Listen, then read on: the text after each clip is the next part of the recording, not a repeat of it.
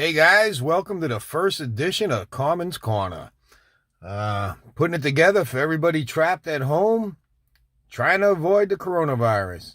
All right, in the last couple of days, we were talking about the difference between a coil-on plug setup and a distributor setup using a waste spark method of spark distribution. All right, with the use of a double-ended coil.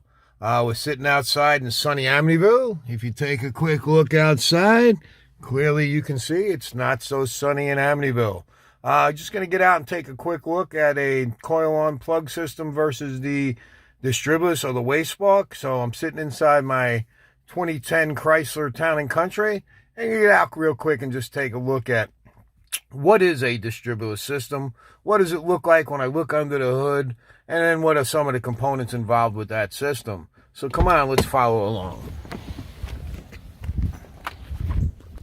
All right, coming out to underneath the hood and just going to give you a quick look. If you take a look, there is my coil pack. All right, so here's my coils. All right, remember I talked about a double-ended coil, 2 high tension leads per coil. If you look, this is one coil pack with 3 individual coils in it. 1, 2, 3. All right, these are referred to as our secondaries. Remember, the secondary is the high voltage part of the circuit.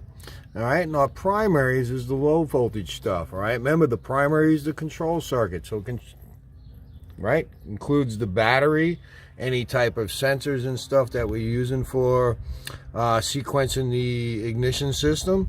All right, and if you look back over here, down below right here, you'll see where I'm pointing.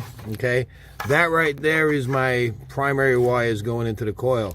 As you can see, right, we have 3 coils in here, and we have just one primary connector coming in. And if you take a look at it, you'll notice that there are 1, 2, 3, 4. That's right, 4 wires if we can get in there for you to take a look at.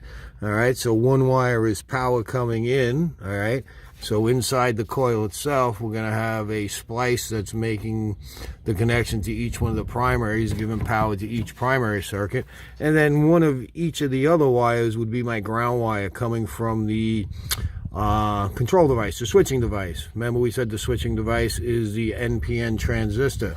So that's going to be located inside our powertrain control module. All right, and a common name for that would be the driver. All right, so our coil driver is actually the transistor that's switching the circuit on and off. Okay, inside the coil pack itself, we've got the primary winding and the secondary winding. All right, so remember, primary is the low voltage stuff. That's the control circuit. All right, the secondary winding, all right, is attached to the secondary towers coming out. And as you can see, I'm just going to take it off so you can take a look. Notice we're twisting the boot to just break any bonding between the materials. And there goes the high tension tower on my coil. Okay, that's being, the sparks being delivered to the secondary wire. All right, I'm going to pop that back on and we'll follow one of those wires. And if we just follow the wires down, you can see that they go into each one of the spark plugs. All right, I'll twist that if I can get that off. All right, a little twist just to break the bond. That thing's been on there for over 100,000 miles. All right, bear with me as I struggle with this. All right, we're going to take one off so you can just see what's going on. Okay. Oh, epic failure for something on video. I'm just trying not to do this without breaking my wire, because I don't have any to put back on.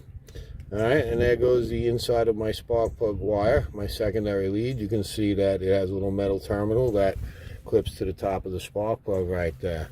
Okay. And we're just going to pop it back in, and we'll hear a little click as it pops in, and then we know it's connected good. All right, so there goes a typical waste spark setup, double-ended coil and a coil pack. All right, typical secondary wires.